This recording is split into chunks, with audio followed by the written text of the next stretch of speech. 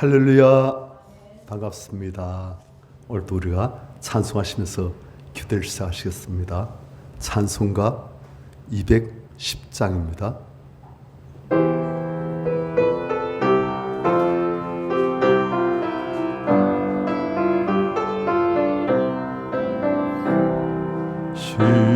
시온성과 같은 교회 그의 영광 한없다. 허락하신 말씀대로 주가 친히 세웠다. 반석 위에 세운 교회 흔들 자가 누구랴. 모든 원수와 사도 아무 근심 없도다. 생명샘이 솟아나고 모든 성도 마시니 언제든지 흘러넘쳐 부족함이 없도다. 이런 물이 흘러가니 목마를 자 누구랴. 주의 은혜 풍족하여 넘치고 또 넘친다. 주의 은혜 내가 받아 시온 백성 되는데 세상 사람 비방해도 주를 찬송하리라. 세상 어떤 모든 영광 아주마게 같으나 주의 자녀 받을 복은 영원 무궁하도다. 아멘. 성경 말씀 에베소서 1장입니다.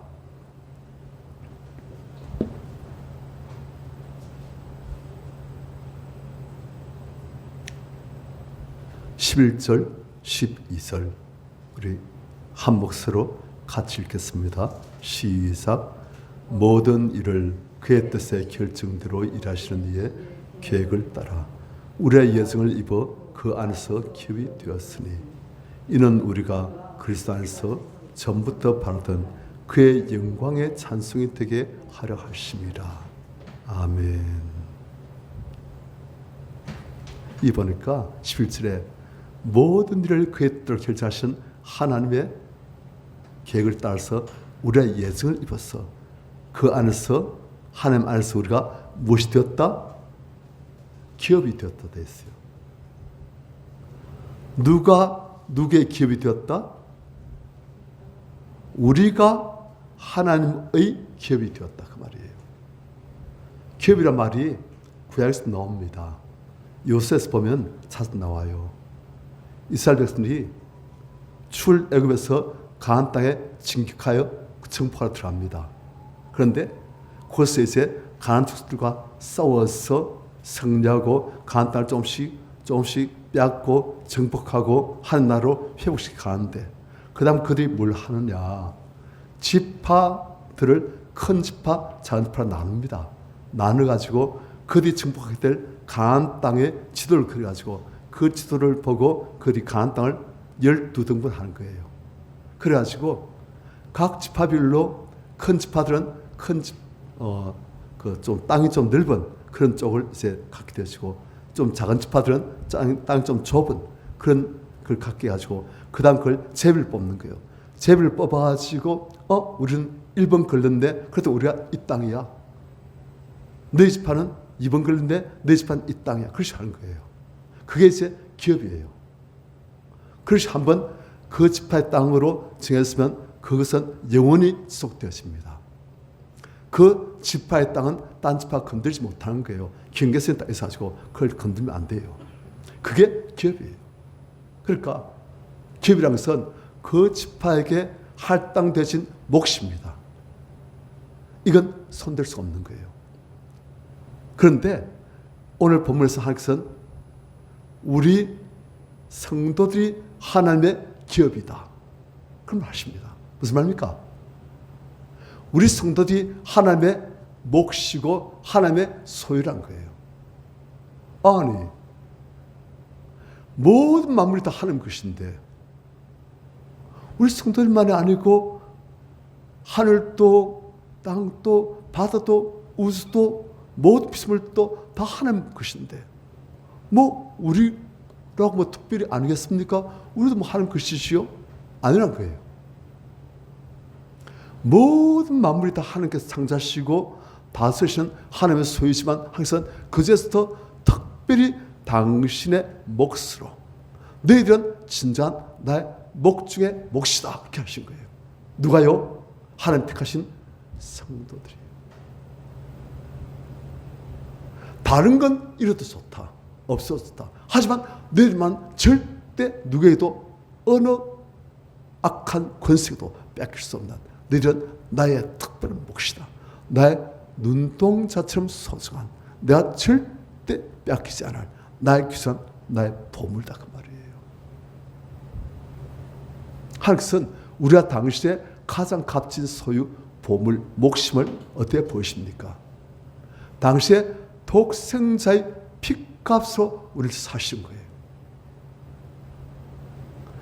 가장 존귀한 존재인 우리는 뭐 돈 좀 주고 땅을 좀 떼서가지고 그냥 경상북도만 땅을 떼서가지고 그걸 덩집에서 10사람 목 안 그러시는 거예요. 왜요? 우리 인생들은 너무너무 존귀하고 귀하기 때문에 땅덩어리로 우리 인생을 산다 아니란 거예요. 수십억, 수천억, 수십조 그걸로 우리를 산다 아니란 거예요. 절대 무엇으로 살 수 없는 존귀한 인생들. 무엇으로 살 수 있다?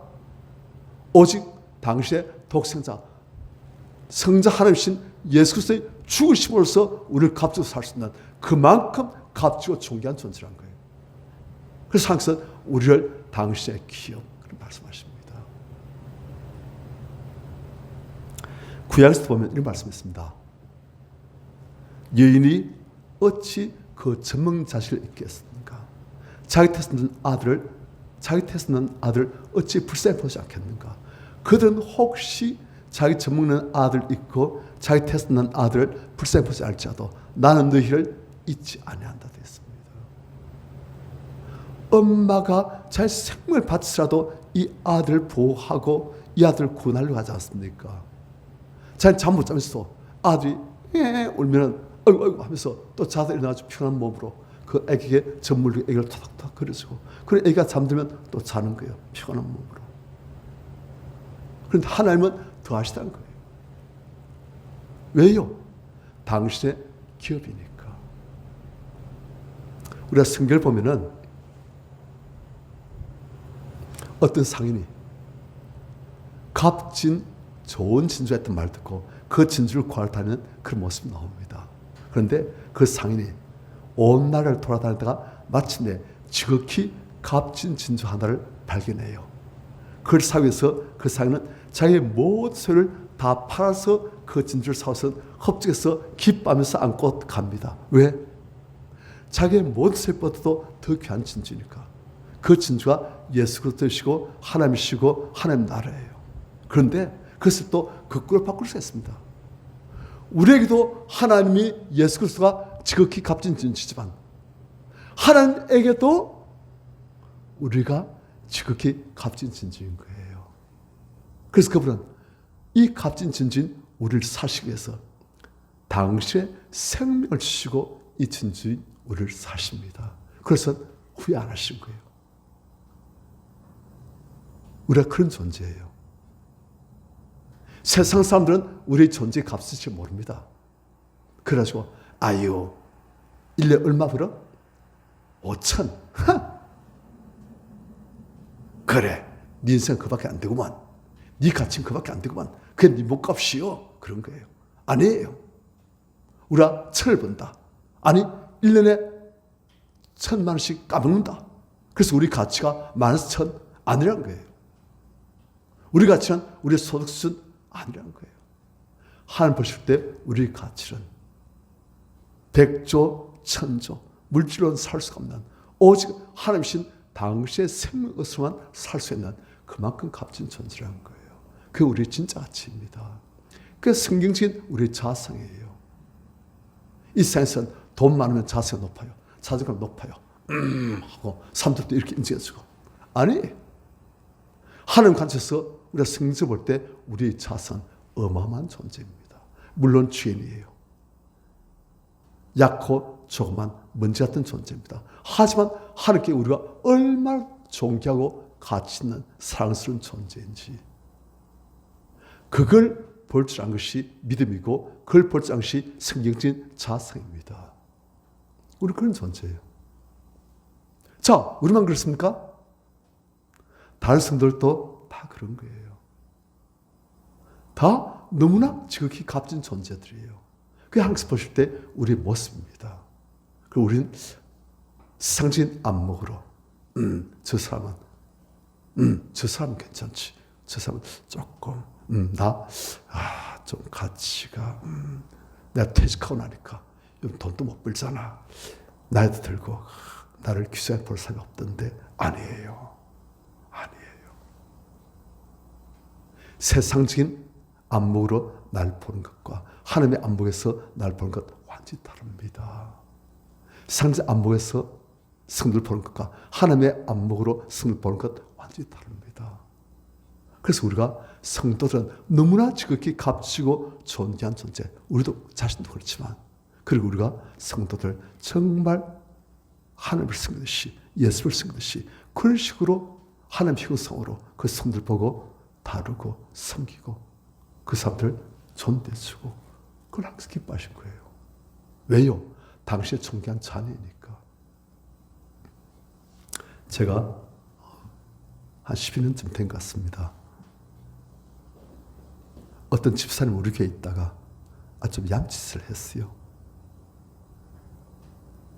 교회에서 도움도 많이 받고 그런데 교회에서 도움 많이 받아가지고 그 가난했던 집사님 집안이 굉장히 하나님 은혜로 많이 부양이 되었어요. 물론 그 집사님 기도가 있었겠지요.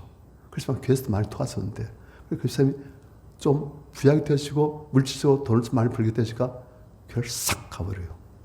여기 있으면 자기들 이제 그 수입 11조 내가는 게 부담되니까 그거 내기 싫어가지고 싹 가버린 거예요. 평소에 좀 얌체했어요. 그래서 제가 딱 마음이 안 좋아지고 십자가 딱 보면서 그 시간에 대해서 참 하나님 정말 괘씸하고 참 사람이 어찌 염치가 없고 참 사람이 그래서 하나님께서 굉장히 안 좋았어요. 욕하지 마라 하신 거예요. 예? 니는 네 자녀를 누가 욕하면 기분 좋으냐? 아니요. 그럼 니는 왜 내 자녀를 왜 욕하고 있니? 그러신 거예요. 그래서 아이고 그러시군요. 그래요. 하나님께서는 당시의 자녀, 택하신 자녀들, 당시의 기업들 너무너무 존귀한 존재이기 때문에 우리가 그런 식으로 대하기를 또 원하시는 거예요. 그래서 누가 가장 존귀한 직책을 가지고 있는 사람이냐? 하나님의 존귀한 자녀들을 돌보고 섬기고 그분들이 잘 되지도록 이 모양 저 모양으로 보살피는 사람들이 가장 존귀한 직책이에요. 우리는 상적으로 큰 기업 가지고 있고 상적으로 큰 일을 하고 상적으로 돈 많이 버는 일 수많은 사람 생계가 달린 그것도 중요해요. 중요하지만 하나님 보실 때는 하나님의 가장 존귀한 이 자녀들 그 귀한 하나님의 생명을 값서 사신 그 양들을 돌보는 그 양들 위해서 기도하고 그 양들 위해서 우리가 권면하고 그 양들을 신방하고 그 양들을 섬기고 이 모양 저 모양으로 애쓰는 그것이 가장 존귀한 일인 거예요. 그래서 예수님 이 땅에 오실 때도 누구에게 그 복된 소식을 제일 먼저 알리셨다? 목자들이잖아요. 그런 거예요. 우리 성도님들 가장 존귀한 존재인 우리 자신인 것을 아시고 또 가장 존귀한 존재인 우리 성도님들인 것을 아시고 우리가 그분들을 참으로 하나님께서 보실 때 그분들을 섬겨야 될 그 모습대로 우리가 좋은 계획 보고 잘 섬기시는, 그분들 잘 되게 하시는 그런 우리 성도님들 다 되시길 축원합니다. 216장 참여하시겠습니다.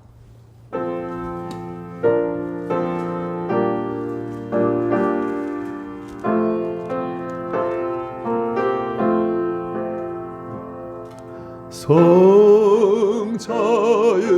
귀한 몸 날 위하여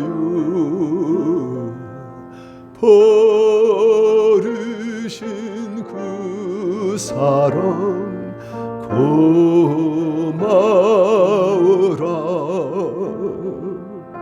내 머리 숙여서 주님께 비는 말 나무 주님께 바칠까.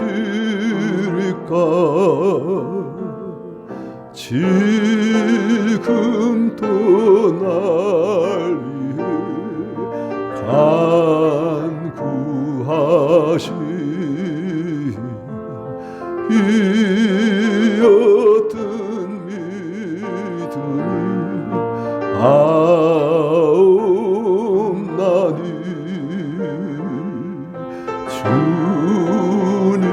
주님의 참사랑 고맙고 놀라워 찬송과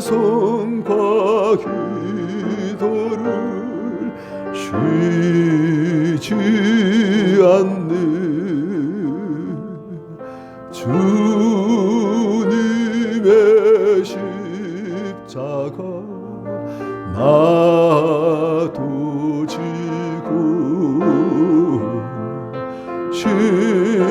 신실한 믿음과 마음으로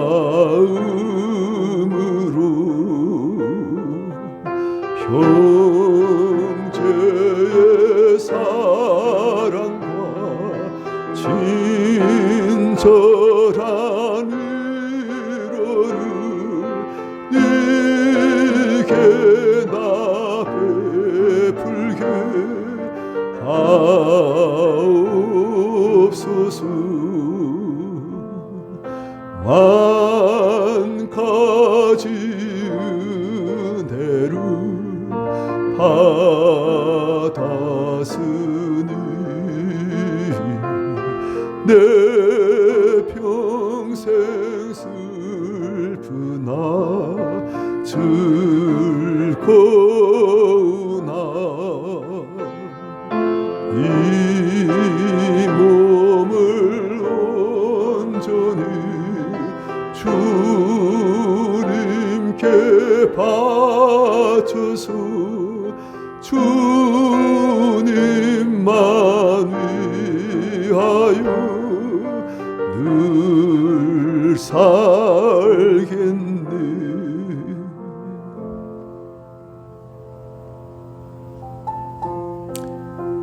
우리가 주님에서 어떠한 존재인지, 얼마 세상에 알 수 없는 보배로운 자인지, 그것이 진짜 우리의 가치입니다. 또한 우리 곁에 있는 다른 성들도 다 그래요. 우리 자신을 하나님께서 보시듯이 보배롭게 존재하게 이길 줄 아시고, 또한 우리 곁에 있는 성도님들을 또한 그런 존재를 줄 아시고, 우리가 참으로 보물 다루듯이 다룰 수 있는, 그들 더욱더 온전히 발휘해나갈 수 있는 그런 우리가 될 수 있도록 주님 우리에게 믿음의 시간을 갖도록 하여 주시옵소서. 믿음의 삶을, 믿음의 봉사를 할 수 있도록 주님 축복하여 주시옵소서. 우리가 주를 찬양하시고 같이 기도하겠습니다. 주